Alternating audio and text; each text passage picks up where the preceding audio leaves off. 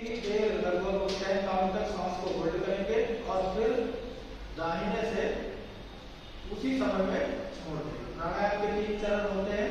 फिर बाएं से लेंगे, पहले पूरक में श्वास भरना, कुंभक श्वास रोकना, रेचक श्वास को छोड़ना। तीनों का अनुपात बराबर होना चाहिए। 10 काउंट तक सपोर्ट आपने 10 सेकंड तक श्वास को इनहेल किया, 10 सेकंड तक होल्ड करिए, 10 सेकंड तक ही आप उसे छोड़ने में समय लगाएं। बाएं से श्वास लेंगे, रोकेंगे, दाएं से छोड़ेंगे। 3 बार ये क्रम करने से अनुलोम विलोम का एक चरण पूरा होगा। अनुलोम विलोम का एक चक्र पूरा हुआ। उसके लिए जो प्राणायाम है वो भ्रामरी प्राणायाम। भ्रामरी प्राणायाम बहुत ही इजी है। इसमें श्वास लंबी गहरी दोनों नॉस्ट्रिल से लेना है, कपाल गर्दन सीधी रखनी है, आंखें बंद रखनी है और दोनों अंगूठों से अपने कान बंद कर दें, बाहर की कोई भी ध्वनि सुनाई ना दे।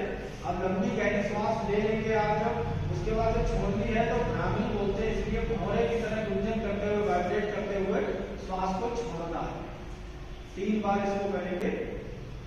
आंखें बंद, कमर गर्दन सीधी, कान बंद।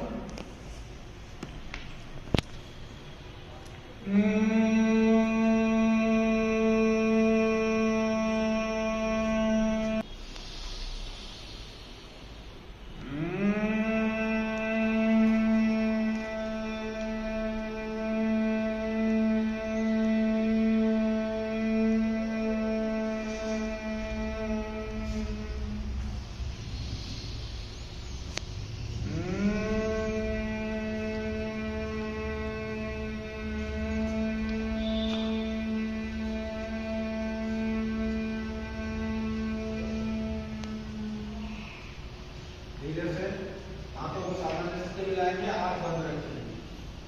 जब आपने भ्रामरी प्राणायाम किया, इससे जो भी वाइब्रेशन से हमारे मस्तिष्क को पूरी एक रिलैक्सेशन मिलता है। पिट्यूटरी ग्लैंड है, मास्टर ग्लैंड, वो एक्टिवेट होता है और उससे पूरे मन का संतुलन जो है वो स्थापित होता है। एकदम आंख नहीं खोलनी है, धीरे धीरे ध्यान अपनी सांसों पर। आती जाती सांस, लंबी गहरी सांस का अभ्यास। दोनों हाथों पर रख करें।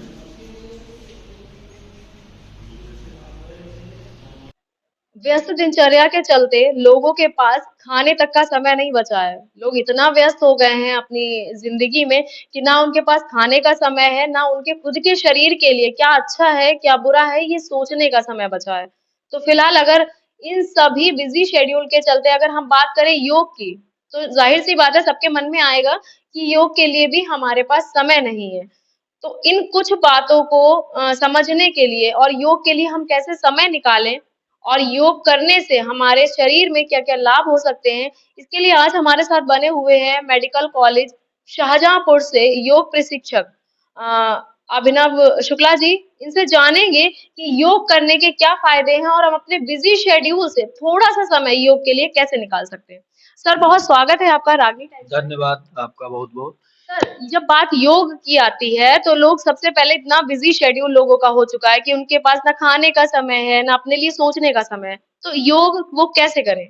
योग का सबसे पहला जो है दिनचर्या के लिए योग कहता है, उसमें अनुशासन की बात कहते हैं। जो योग के जनक कहे गए महर्षि पतंजलि, उन्होंने सबसे पहला सूत्र दिया है पतंजलि योग दर्शन में, अथ योगा अनुशासनम।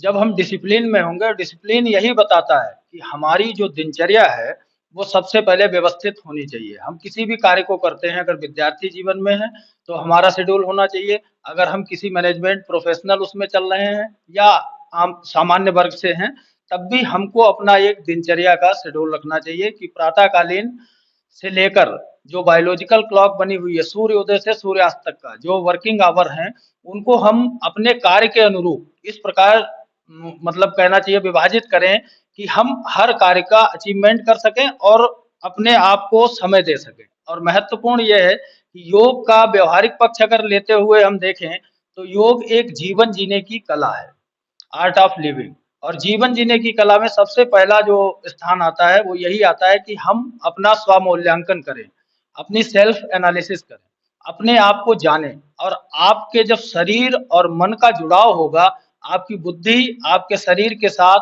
आपके मन के साथ कार्य करेगी, तब आप उसको बहुत बेहतर ढंग से कर पाएंगे। आप किसी भी क्षेत्र में हो, योग की उपयोगिता मानव मात्र के लिए है, ना कि किसी जाति विशेष के लिए, किसी धर्म विशेष के लिए। मानवता के लिए योग, जो एक कॉन्सेप्ट अभी आयुष मिशन ने भी दिया है, तो उसमें यही दिखाया है उन्होंने कि हम अपने शारीरिक क्षमता को बढ़ाने के लिए मन को साथ में केंद्रित करके चलें। और मन और बुद्धि और शरीर का जब सामंजस्य बनेगा तो हम बेहतर कार्य कर पाएंगे। ये कहा जाता है कि अपने मस्तिष्क पर कंट्रोल रखें, लेकिन हमारे मन पर कंट्रोल करना बहुत मुश्किल होता है, तो इसका कोई सरल उपाय है क्या? इसका सरल उपाय अगर यौगिक भाषा में देखें तो जब हम पहला पार्ट जो अभी आपने पूछा था, दिनचर्या के साथ जब हम चलेंगे तो हमारा सेल्फ कंट्रोल अपने आप डेवलप होगा। और योग में सबसे अच्छा रास्ता है कि हम मेडिटेशन का सहारा लें, ध्यान। और ध्यान किसी का नहीं करना, ना ध्यान के लिए ऐसा होता है कि हम 1 घंटा समय निकालें, आधा घंटा। आप 10 मिनट अपने आप को दें, अपने साथ जुड़ें और अपना सेल्फ एनालिसिस करें।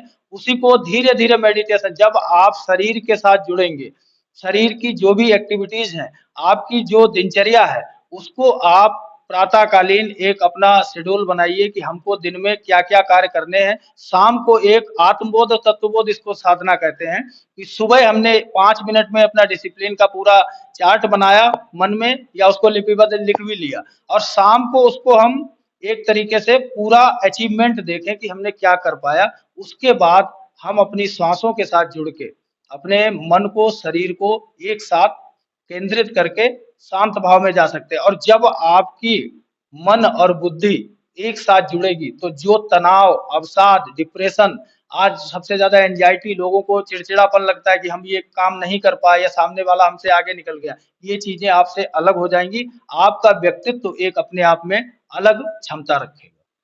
आपने बात डिप्रेशन की है। डिप्रेशन में क्या होता है, लोग दवाइयों का सहारा ले रहे हैं, डॉक्टर के पास जाते हैं, और मोस्टली केसेस ऐसे हैं जिसमें लोग कहते हैं कि डॉक्टर ऐसी दवा देते हैं कि दवा खाने के बाद आपको पूरा दिन नींद आएगी।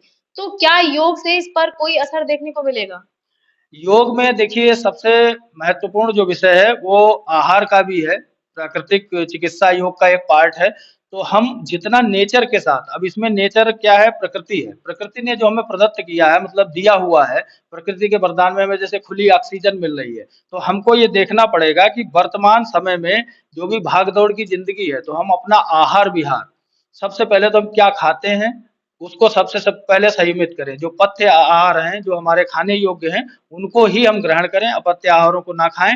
दूसरा, आपने प्रश्न किया अभी कि डिप्रेशन। डिप्रेशन की दवाइयाँ, तो डिप्रेशन की दवाइयों के लिए योग में सबसे सरल उपाय ये है कि अगर दिनचर्या को व्यवस्थित करेंगे, आहार विहार को संयमित करेंगे और मेडिटेशन का सहारा लेंगे, मेडिटेशन से आप अपने आप ही डिप्रेशन, कुछ ऐसे प्राणायाम के अभ्यास हैं जैसे भ्रामरी प्राणायाम है। योग में एक क्रिया है त्राटक, जो कि प्राकृतिक चिकित्सा में आती है, षटकर्म में नेति धोती बस्ती त्राटक कपालभाति। तो इनके माध्यम से प्राणायाम, अनुलोम विलोम इनिशियल प्राणायाम है, जिसके माध्यम से हम अपने शरीर को संतुलित कर सकते हैं। और अनुलोम विलोम के बाद जब भ्रामरी प्राणायाम हम करते हैं, भ्रामरी प्राणायाम हमारे पिट्यूटरी ग्लैंड, जिसको आज्ञा चक्र कहते हैं यहाँ पे, उनको कंट्रोल करता है। और मेन चीज है मास्टर ग्लैंड है, जो आपके सारे शरीर को, आपके विचार, आपको थॉट को एकदम एक्टिवेट रखेगा और डिसीजन मेकिंग आपकी सही होगी।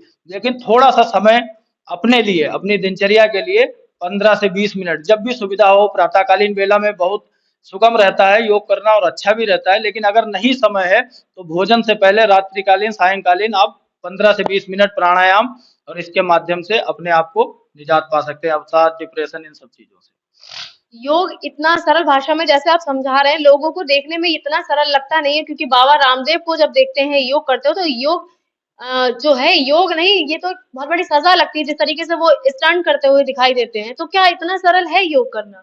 देखिए, पतंजलि जो योग के पितामह कहे गए, जनक कहे गए हैं, उन्होंने अपने योग सूत्र में बताया है, कोई आसन का उन्होंने उसमें जिक्र नहीं किया। उन्होंने अष्टांग योग की एक थ्योरी दी है, जिसको हम कहेंगे सबसे पहले यम, नियम, आसन, प्राणायाम, प्रत्याहार, धारणा, ध्यान, समाधि। तो यम में क्या आता है? सत्य, अहिंसा, आस्तेय, अपरिग्रह, ब्रह्मचर्य। जो हमारे बेसिक चीजें हैं सनातन धर्म में या हमारे पुरातन काल से जो हमें विरासत में मिली है, उन्हीं को कहा गया है। आप अहिंसा का पालन करिए, सत्य का। रही बात आसन की, तो आसन में महर्षि पतंजलि ने कहा स्थिरा सुखम आसनम। जब जिस पोजीशन में आप स्थिरता पूर्वक बैठ सकते हैं, सुख पूर्वक, वो आसन है जिसको आप मेंटेन कर सकते हैं। उसमें कोई कलाकारी करने की आवश्यकता नहीं है। प्राणायाम, प्राणायाम श्वास प्रश्वास की जो गति है, हम उदरीय श्वसन, बक्षीय श्वसन के द्वारा श्वास के प्रति अवेयरनेस रखें। कुछ प्राणायाम बताए गए वो करें, क्योंकि जनमानस में हर एज ग्रुप के लोग हैं, हर परिस्थिति के लोग हैं। अगर किसी को रोग है तो वो योग कैसे कर पाएगा?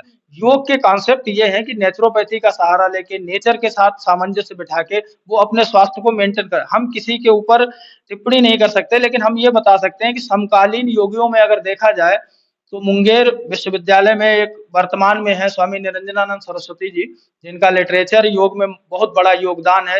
रिसर्च सेंटर कैवल्य धाम लोनावाला है। जिन लोगों ने जीवन में योग को जी के दिखाया, उन्हें कोई पद्मश्री, भारत रत्न की आवश्यकता नहीं। उनके पास जाते हैं, वो कभी लेने नहीं जाते। उन्हें योग निद्रा सिद्ध है, 22 भाषाओं पे उनका कमांड है। और आप उनके जीवन से देखें तो वो इतने सरल व्यक्ति हैं कि किसी से भी सुलभ मिल सकते हैं, और दिनचर्या का पालन करते हैं, अपने आश्रम में रहते हैं। कहीं कोई प्रचार नहीं उनका है, केवल बुक्स के माध्यम से, और इंटरनेशनल व्यक्ति हैं वो। ऐसे कई योगी वर्तमान में, एक यश व्यासा संस्थान है बेंगलोर में, उसके डॉक्टर HR नागेंद्र, जो नासा के वैज्ञानिक थे, वहां से जॉब छोड़ के आए हैं। और जो हमारा इंटरनेशनल योग का कॉन्सेप्ट है, अंतरराष्ट्रीय योग दिवस, उसको उन्हीं ने डिजाइन किया था।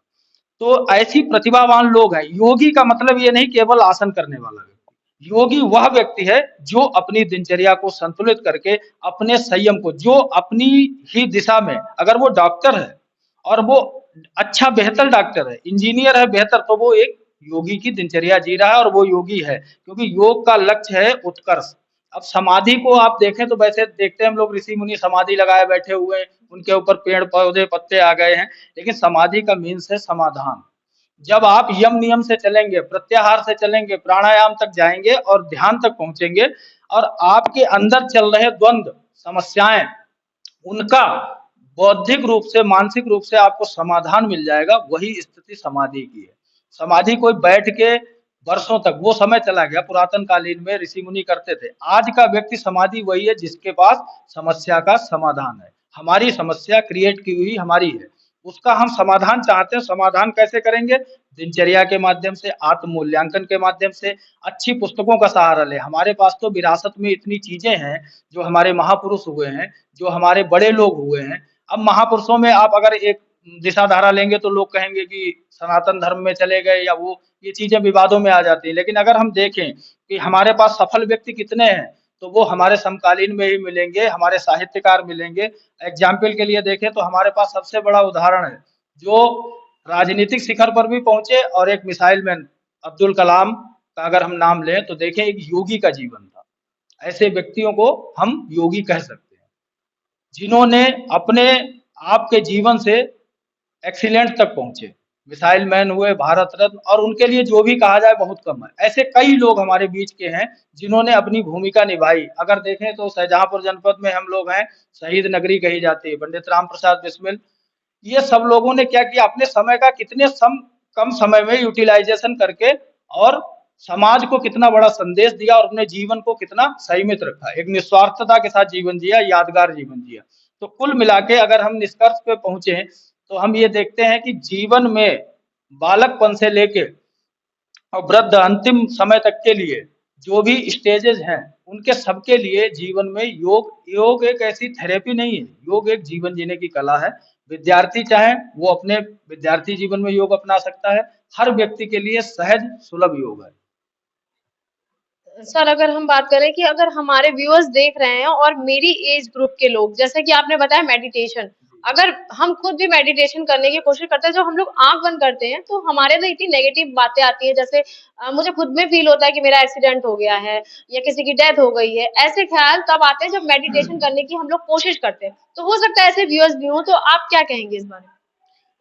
ध्यान एक ऐसी प्रक्रिया है जिसको अगर हम अपने आप को समझेंगे और मन को, तो ध्यान समझ में आएगा। जैसे आजकल लोग क्लास लगाते हैं कि हम आपको ध्यान करा रहे हैं, तो ध्यान कराने का विषय नहीं है, ध्यान स्वतः होने का विषय है। क्योंकि ध्यान आप कराएंगे तो आपकी थॉट अलग, जैसे अभी आपने बताया कि आंख बंद करते ही, जैसे ही हम बाहर की स्थूल इंद्रियों को अंदर की तरफ, प्रत्याहार में यही कहा गया है कि हम अपनी इंद्रियों को बाह्य से अंतर्मुखी करें। तो आंखें बंद करेंगे तो हमारे वही क्रियाकलाप दिखेंगे या नई नई कल्पनाएं आएंगी जो हमारे आसपास परिवेश में है। तो स्वामी विवेकानंद ने एक बहुत अच्छी बात कही है कि हम अपने, उन्होंने एक जो सिद्धांत दिया कि हम गेंद को फेंकेंगे तो उतनी ही गति से वापस आएगी। वैसे विचारों का एक जगत है जिसको स्थूल शरीर हमारा दिख रहा है, सूक्ष्म शरीर दिखता नहीं है, सूक्ष्म शरीर को ही मन कहते हैं। तो हमारे अंदर जो बुद्धि में विचार है, अगर हम स्वाध्याय करेंगे, वैसी चीजें सोचेंगे, दिनचर्या बनाएंगे, तो जब आप 4 दिन अभ्यास करेंगे, 4 दिन तो आपको निगेटिव चीजें दिखेंगी, 4 दिन बाद दिनचर्या का एक हिस्सा 20 मिनट आप अच्छी पुस्तकें पढ़ेंगी, अच्छे लोगों के बारे में सोचेंगी। और स्वामी जी ने कहा है कि हमेशा ध्यान करें अच्छे विचारों का, अच्छे महापुरुषों का, अच्छे लोगों का, और जो भी आपको नेचर में अच्छा लगता है, बहती हुई नदी का, प्रकृति में फलदार वृक्ष है। देखिए, हमेशा देवता किसको कहा गया? जो देता है। पेड़ पौधे ऑक्सीजन देते हैं, बदले में कुछ नहीं लेते। नदी आपको पानी देती है, कोई टैक्स नहीं लेती आपसे। तो आप ये ध्यान करिए कि हमारे पास विरासत में कितनी चीजें मिली हैं, भगवान ने, ईश्वर ने, या जो भी डिवाइन एनर्जी है उसने हमें कितना कुछ दिया है, उसका हम धन्यवाद ज्ञापित करें, अपने आप का धन्यवाद ज्ञापित करें, उस परमात्मा का जिसने हमें इतना अमूल्य शरीर और मन दिया है। अच्छे विचारों का ध्यान, उसी रेस से जैसे गेंद फेंकते हैं आप, वापस आएगा, वैसे ही विचार का समुच्चय आपके पास वापस आएगा। और आपका 5 मिनट का ध्यान जब 20 मिनट तक पहुंचेगा, 25 मिनट, इसे अभ्यास और वैराग्य, पतंजलि ने एक सूत्र दिया है, उससे हम धीरे धीरे मन की गति को मजबूत करेंगे। और जो जितने मनोविकार हैं जो बताए गए हैं, वो धीरे धीरे शांत होंगे। आपकी मन की क्षमताएं अपने आप बढ़ती चली जाएंगी और आपको खुद महसूस होगा। किसी को बताने की आवश्यकता नहीं है, पूछने की भी नहीं है, केवल आप अच्छे विचारों का ध्यान करिए और गलत आते हैं उन्हें आने दीजिए, रोकिए मत, क्योंकि रोकने से उतना ही वेग ज्यादा बढ़ेगा उसका। उसको एक दिशा में जाने दीजिए, पॉजिटिव। स्वामी राम तीर्थ ने कहा है कि किसी की लाइन मिटाने से छोटी नहीं होती, अपनी लाइन बड़ी खींचिए।